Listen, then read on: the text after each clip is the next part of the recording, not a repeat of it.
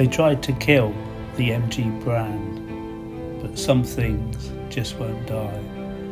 The MG Cyberster looks as sharp and as good as anything on the road, probably better. It's a fantastic looking car. I can't wait to get my hands on one. Hello, I do hope you can like and subscribe, and thank you very much for watching this.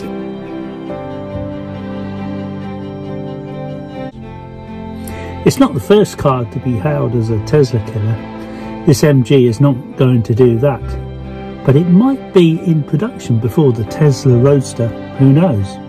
0 to 60 in 4 seconds is not the fastest, but a few years ago you had to spend a lot of money to get that sort of speed, and it will have a 200 kilowatt hour battery pack. Priced around £50,000 in the UK, it will have a range of about 300 miles, depending on how it's driven. Obviously, MG is best known in the UK, but it also has a worldwide following and lots of fans in the US. And MG is the world's biggest car club.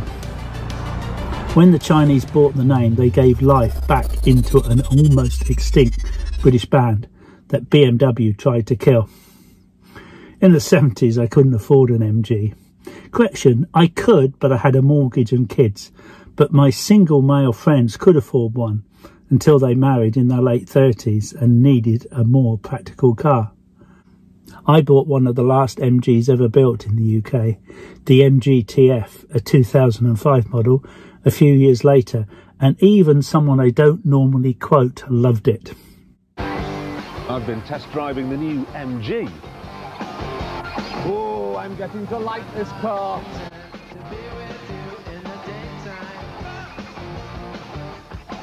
It gave me a smile every time I looked at it, the same as my Tesla Model 3 does. So the early Chinese MGs, electric and petrol cars, have been practical family saloons, sedans, SUVs and an estate car or station wagon. And they've been selling like hotcakes here. I almost bought a new electric MG in 2021, and I thought long and hard, but paid much more money for the Tesla Model 3 made in China because it had the supercharging network, ideal for when I was away from home. But I now realise GridServe, ChargePlace Scotland in the UK and many other public chargers will do the job fine, if not as fast as a Tesla. So now the MG brand is returning to its sporting roots and producing a fantastic looking sports car.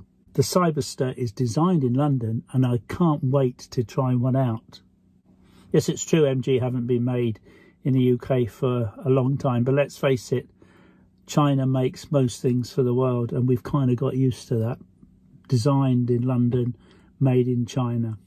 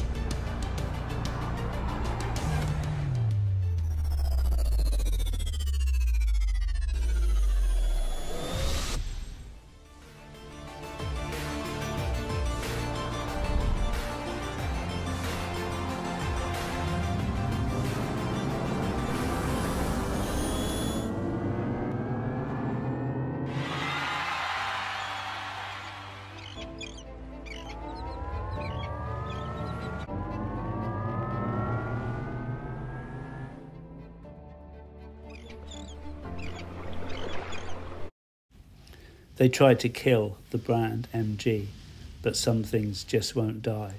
And it's so good to see so many MGs back on the road.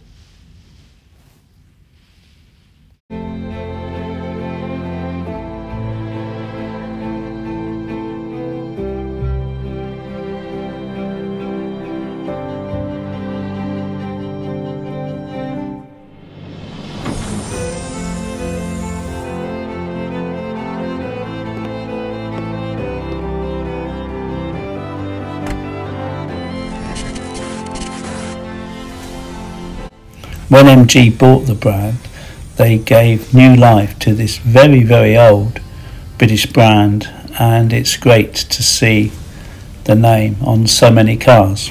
They haven't made a sports car for a number of years. It's all been the family saloons and an estate and small SUVs.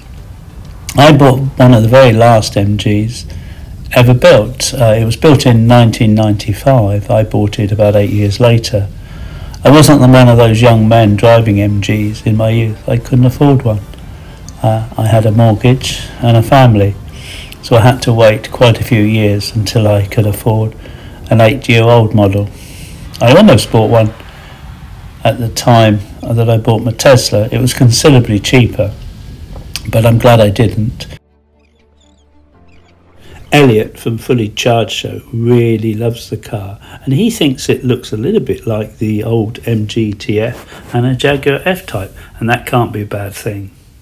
Here it is, an MG sports car, the Cyberster. Now, this has some really nice sprinkles of Britishness in it. These headlights, for example, remind me a little bit of the MG TF or the Jaguar F-Type. Both really good looking cars in my opinion, utopian futures.